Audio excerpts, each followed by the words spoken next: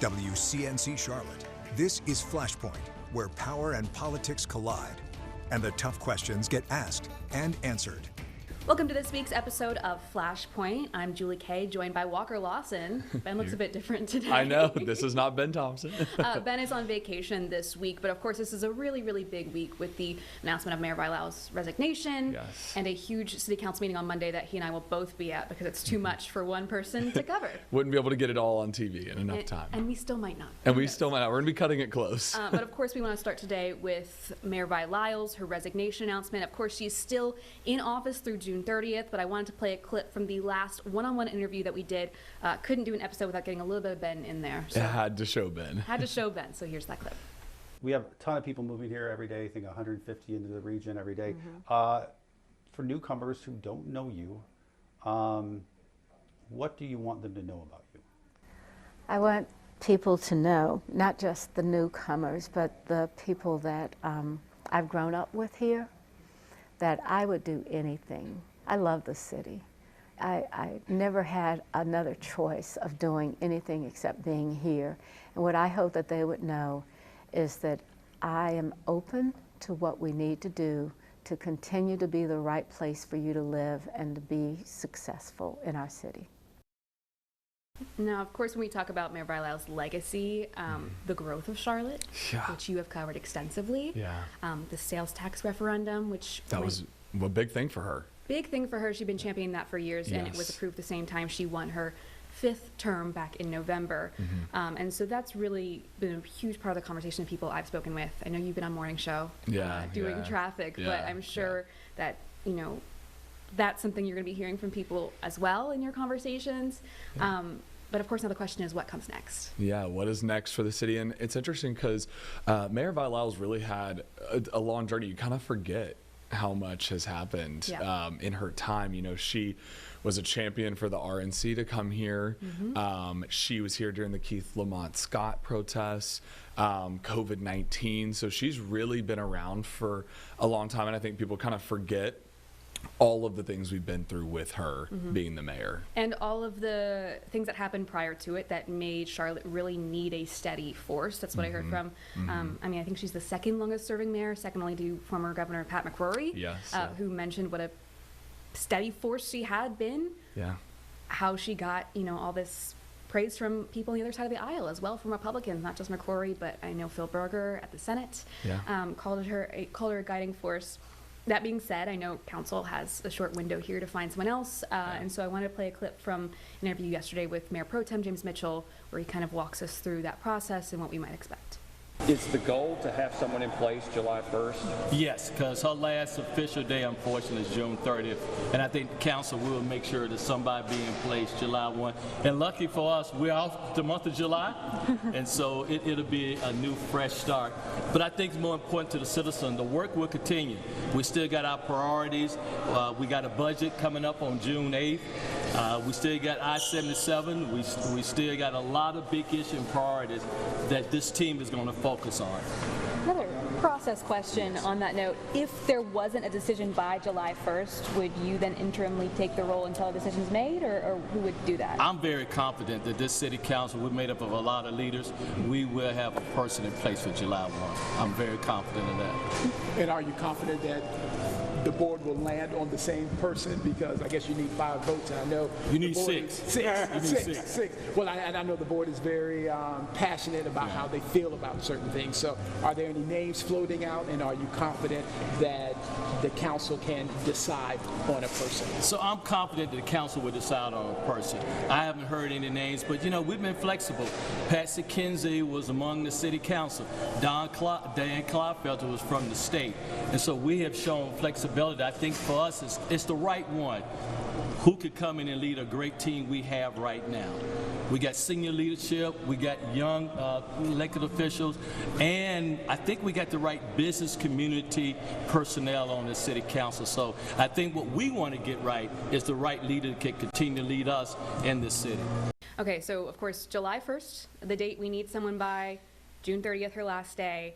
You heard me asking there what happens if you don't decide on someone, and it seems kind of unclear at this point. A lot of confidence that that's going to a compromise will be found, but you need 5 votes.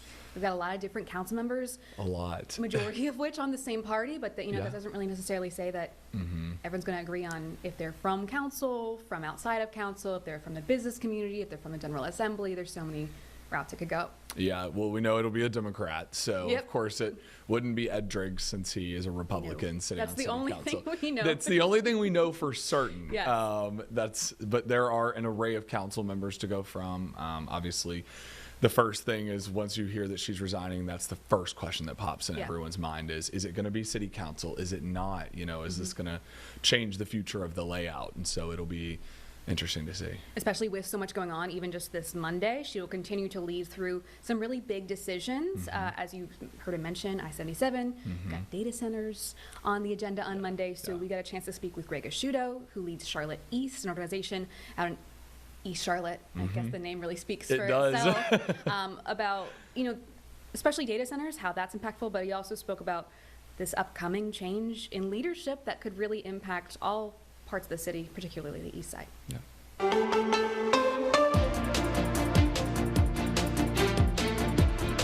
All right, now we are joined by Greg Asciutto with CharlotteEAST. Greg, thank you for being here. Yeah, thank you for having me. But I want to start with obviously the big news, impact of the mayor's resignation, your initial thoughts when you heard that news. Sure. Well, I think first and foremost it's critical to, recognize what Mayor Lyles has done as a truly a career public servant, from her time working at the city to 5 terms as mayor and all that she has been able to give to the city and to sacrifice, and just very happy that she's able to spend time with the family, right? In the wake of that, we have a 16-month campaign cycle now, which I know everybody's very, very excited about. But what I will say is, regardless of what happens within these next couple months with the decision, it's going to be very interesting to see if this is going to be an external or an internal individual that comes through. I think that's the big question that everybody's asking right now, especially from the community standpoint. Folks that aren't really as much plugged in as how the process even works, right? I think a lot of people automatically assume that Mayor Pro Tem would just jump into that position, that's how the policy set up, and it's not set up that way. A lot of folks, I think, don't also realize that this could be a private sector pull, potentially. So I think, we're talking about 24 hours after the news broke, a lot of questions. From an East Side perspective, I feel like a lot of attention, and rightfully so, over the past few years has been given from both the public and the private sector to the West Side. We have some amazing friends over the West Side that are doing some incredible things that have been long waiting for action. I'm just very hopeful and optimistic that our next mayor, either be that in the interim capacity or in the full-time capacity, sheds a little bit more equitable love on the East Side. I think, too, what will be so interesting about that, and I was out running yesterday getting about 30,000 interviews in response to this, as you can imagine. But from the internal discussions that I'm privy to, at least, a lot of people, I think, are leaning external candidate, just so that you don't have then to fill that candidate role or council role after that as well. I would think so, and that was a piece that, the second piece of that, right, is like, who do you put in that seat, but then who, if it's internal, who takes the seat of the person who takes the top seat. And then it's just domino. And it's such a fragile dynamic right now. I think fragile might not be the best word, but it's a very split dynamic on council in terms of those votes. We saw it with the data center discussion, right? You have 5-5. It's very really down the line on some issues, like tied on both sides. So I think there is a risk if you keep an internal person in that role, if you take one of those internal folks that are already on council and put them in the mayor's seat, then that could totally shift the dynamic of how some of these votes are breaking on big policy decisions. Her being the tiebreaker vote on that moratorium vote, really impactful. Sure. Yeah, I was also curious, too, from you, what do you think is the people want to see in the next mayor, like this next person? Obviously, we have a lot of things that have happened. You have 77 discussion, you have data center. What are you really hearing maybe from people in your community that they want to see? From the East Side perspective, as our city has grown immensely and we have had this new wave of growth and building over the past decade, the East Side has not been able to take advantage of the fruits of that growth as much as other parts of town. I feel like, listening to long-time stakeholders, it took 20 years to get a definitive project at Eastland, and the city is still now finalizing the leases for the sports complex in a couple of weeks, or maybe it actually might be this week. That has been on the books for 3 years now, right? So I think people on the east side want more attention to exactly what is happening here. You know, the transit plan still is a very sour subject, and even with recent, you know, MPTA discussions and talks about alternative funding sources, if we even wanted to get one more line east on the Silver Line to Sharon Amity, it's $400 million, and with current adjustments to that route, the max they can do is 120. So I'm saying all these things to say, with more of an intentional focus on economic development on the east side, with amenities on the east side, is what we have heard. Now, who does that, how that looks, not sure at this point in time. I guess we have 16 months to kind of figure out that piece. But no, but again, I think, you know, the mayor has, you know, given her life to the city of Charlotte, and it'll be exciting to see what this next chapter for our city has in store for the east side. I think it'll be interesting to see the process that this takes on. We've obviously seen roles being filled, not necessarily this role in a long time. And from what I'm hearing, we're not going to hear about their official process until June, but I imagine those conversations are starting now. Yeah. It's June, is that when the process can begin? Well, so I spoke with Mayor Pro Tem James Mitchell yesterday, and he said, given how big this agenda is for Monday, which we will talk about in a second. Right. Lengthy one. And then they've got, you know, that public hearing, which we'll also talk about in a second. They probably won't, like, you know, publish any official process until the first week of June. But I'm sure those conversations are happening now. Sure. Yeah. Good. On that note, Walker and I will both be there on Monday. Monday's the big one. Marathon session, right? And I think, I don't know if y'all have seen the agenda since it came out last night, but they actually bumped it up an hour. So the data center discussion is now at 4 p.m. in room 267. It's a smaller room. It's a very small room. It's a very small room. It'll be cozy. Clearly going to be a busy day. Yeah. I mean, what do you anticipate from that discussion, and what would you like to see? I think in terms of anticipation, I don't know. You know, we had a 5-5 split. If you have the same votes that stay, which I think are still pretty firm in favor of voting yes and in favor of a public hearing, and Councilmember Johnson returns, I feel like you will see a public hearing be voted upon and put on the calendar. Now, you could also have somebody who voted no flip to vote yes because of some of the public pressure. I think at this point in time, when there are so many outstanding questions that even council members are asking themselves about, like, what questions should we ask? If there are these many outstanding questions about environmental impact, about, you know, energy usage and all of these things, then what I believe would be in the best interest of the city is to put a pause on new builds until those questions get firmly answered. And those firm answers do not simply come from Duke Energy. You know, I think as one council member recommended to bring experts like Duke into the room to tell, I think the quote was, to tell the truth, and then to clean up some of the misinformation that has been out in the community about data centers, when, you know, my opinion, the only thing Duke really should be continuing to clean up is the coal ash, you know, that we still have out and about. So it's going to be very, very interesting to see. I know this is one of the topics in my time in community organizing and leadership that is the most consolidated opinion around community does not want this, regardless of race, political party, socioeconomic status. This is a true, we do not care for these things. And I'll get to some of the nuances, I'm sure, with some of the questions that you have in a little bit about why some of those concerns are there. You know, right, wrong, or indifferent about how the community feels, that is the community sentiment at this time. And you've seen it in all your coverage over the past few years. Yeah. Well, it's interesting because covering data centers as I have in the magnitude, you see a lot of communities that are putting these moratoriums in place really to try to just get a better understanding of what exactly is happening. And a lot of people feel like location matters and that these are being put in different places, but I think it's a lot of clarity too about AI data centers versus actual data centers. Do you feel like a lot of people are still struggling with the education? There's just a lack thereof for everyone? Yeah, absolutely. And it's a hard concept to grasp, right? Like, I'm in no way, shape, or form a data expert. I'm an expert in community and like understanding community desire, community engagement, community participation.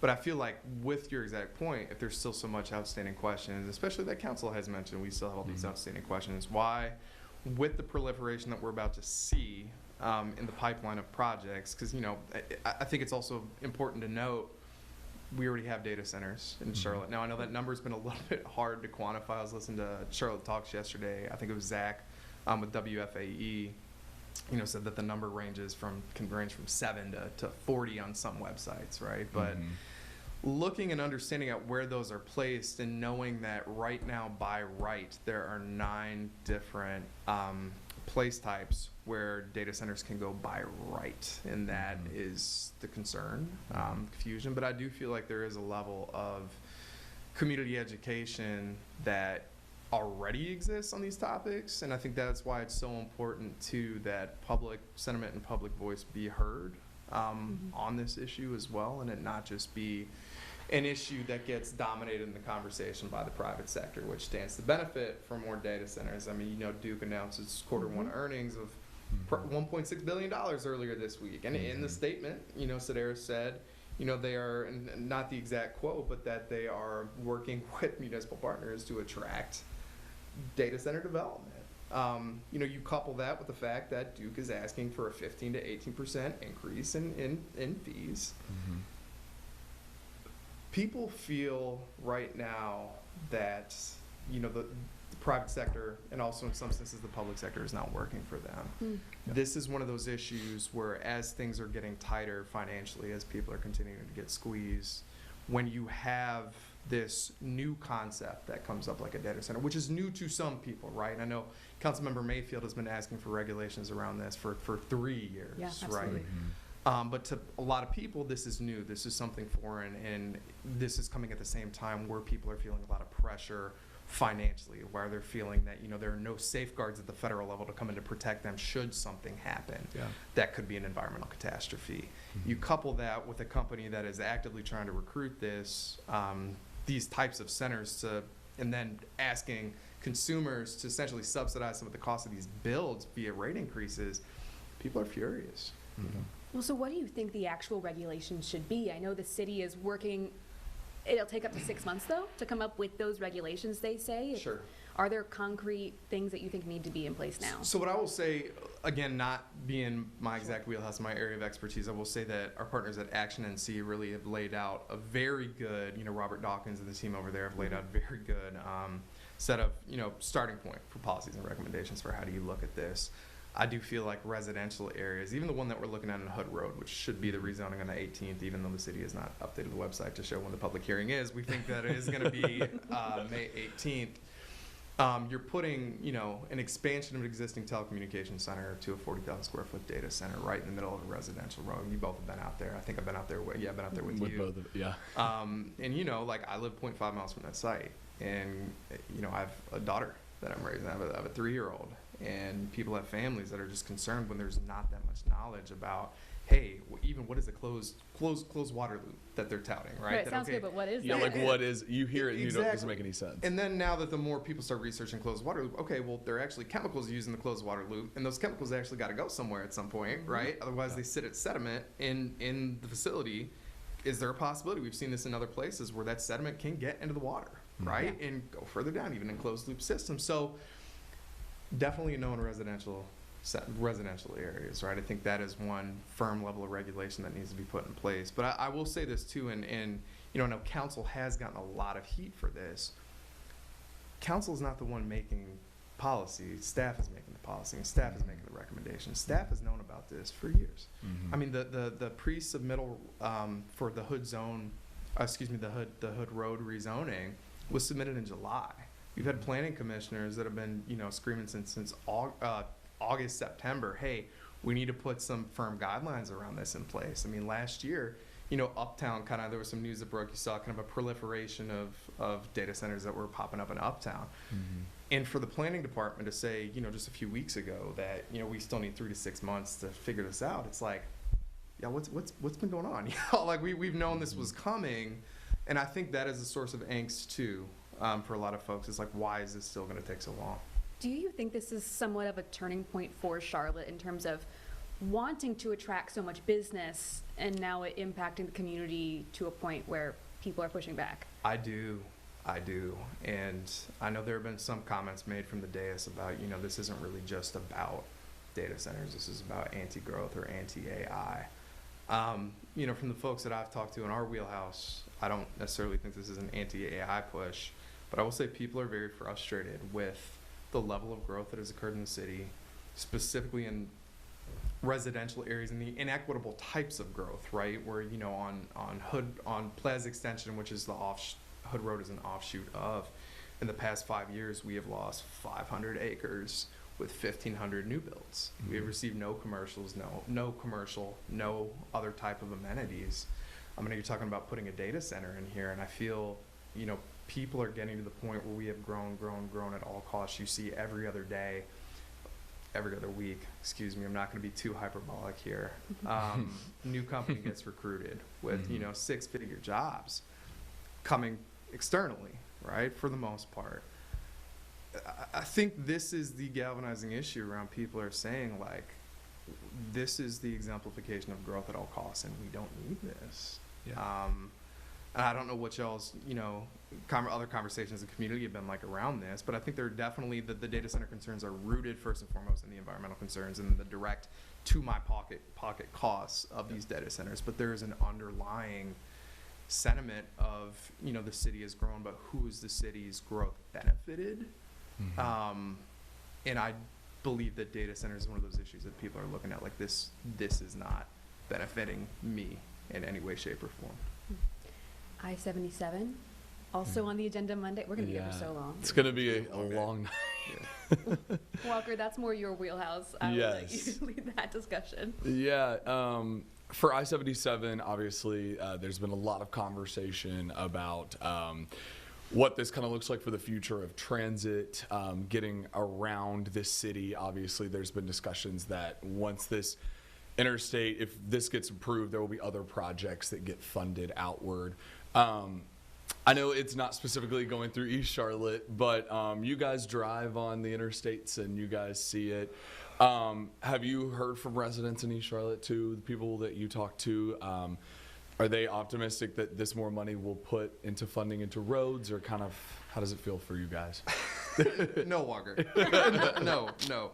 I'll say, and this has been something that over the years, right, that the East Side and West Side communities have not traditionally joined forces on advocacy efforts. And I feel like that's changing a little bit, but I think on our side, we've been hit so much with this data center issue that it's like, this 77 is not directly in our backyard. But with that said, independence will be widening sooner than later, and people need to start paying attention to that conversation. But I feel like there is, though, when you go back to that question about growth, there is a shared sense of solidarity with the East Side looking at the 77 issue. Like, what are we doing? Mm-hmm. Like, what are we doing for the growth at the cost of neighborhoods, legacy neighborhoods, predominantly black neighborhoods, right? Mm-hmm. That we are, what is this growth for? And then again, I think you break it down and you look at who are the driving forces in the city that are pushing for this growth. And council does not operate in a vacuum. Council operates on both of these issues with data center and 77 with immense pressure from the Charlotte Regional Business Alliance, right? Mm-hmm. And those are the individuals that will sit in the back of the chambers, right, when they're having these discussions, with behind the people with the signs that say no 77 expansion, no data centers, and they will be the ones that sometimes you will see council members looking at in the audience and speaking to. And I feel there's been such a disconnect, again, with the level of growth. How are we continuing to grow when it is coming at the cost of people's homes, people's health, people's ability to stay in place, right? Just a lot of concerns, around growth in general, and the 77 is emblematic of that. I shout out to all the organizers that are doing incredible work with that, Action and C2, Greg Asciutto. You got some folks that are just really leading the charge, and I'm optimistic that, council on both of these issues, being the data center and the 77 issue, will begin to understand the necessity of there are numbers with the people.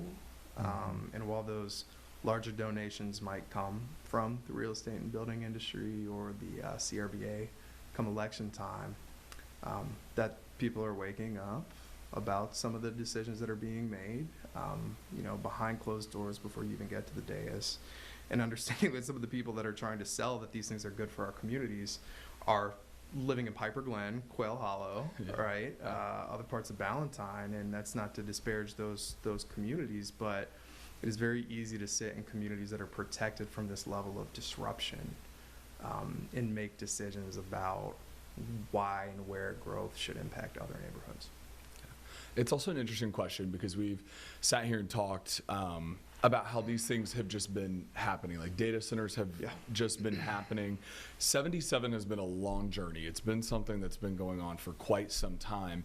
And it's interesting because NCDOT had a press conference 2 days ago, and they had made a statement in a sense that they needed to speak to more people and not advocacy groups, that the media should speak more to, and that was from a firm that is working with DOT, but saying that we need to speak more to people that drive the roads and not really the advocacy groups in a sense.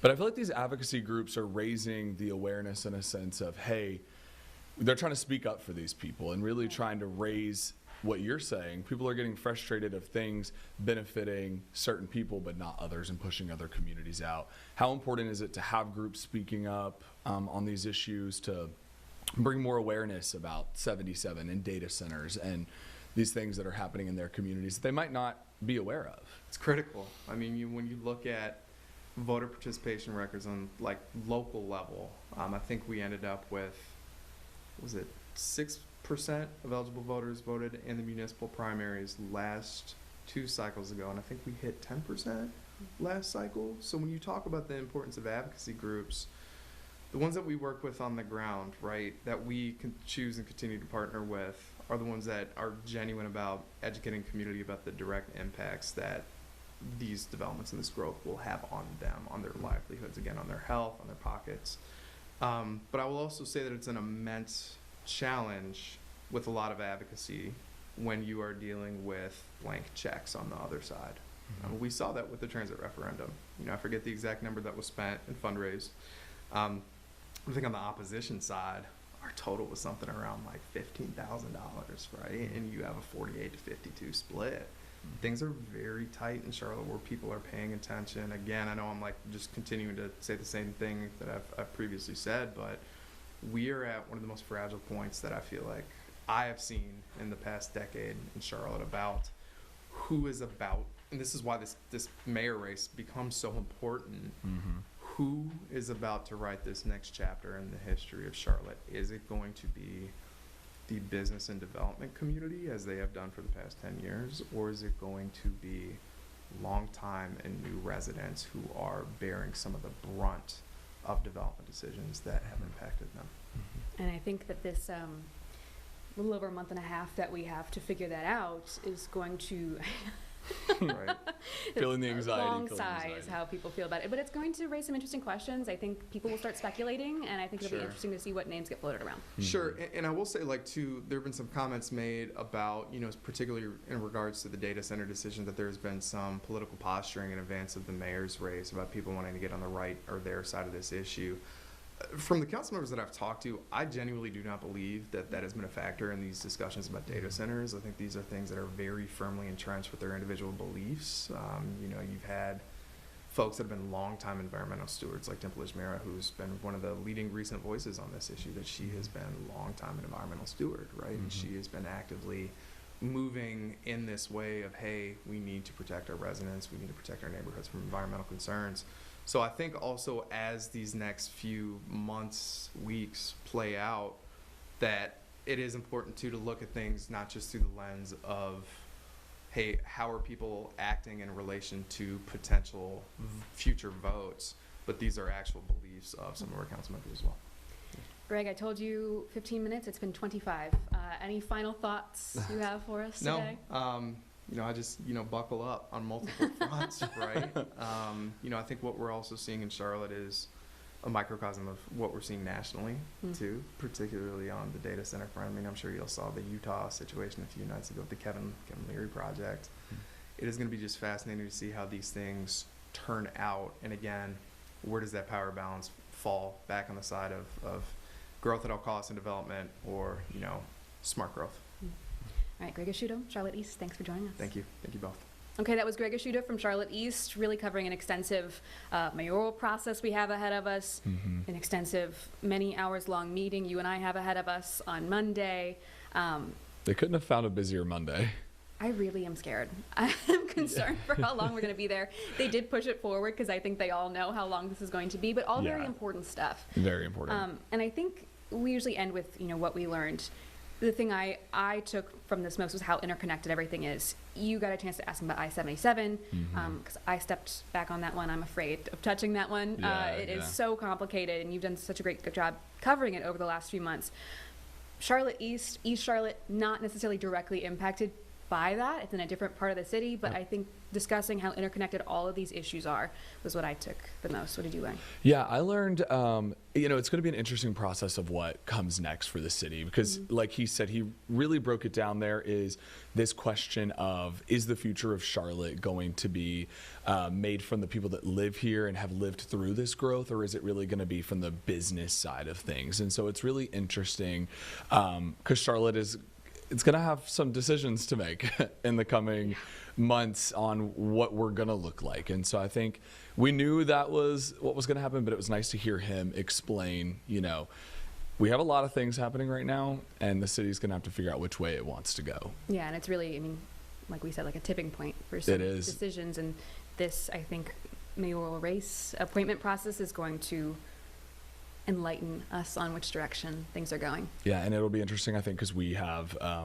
people that are split on data centers, and 77, I think, has been very controversial, and I feel like it'll be interesting to see if going into this, picking the mayoral person, if council is split or if they're uniform, because I feel like they're split on two very large issues right now. Yeah. So going into a mayoral decision will be interesting to see if they can all... You say controversial? Yes, controversial. Controversial, wow. Interesting. Didn't realize that I said it wrong. Fancy. No, that's okay. Whatever works for you. Yes. It's very fancy.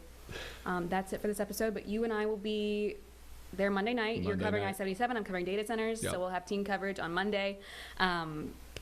Wish us luck, everybody. Yes. That's all our time for now. Thanks for joining us.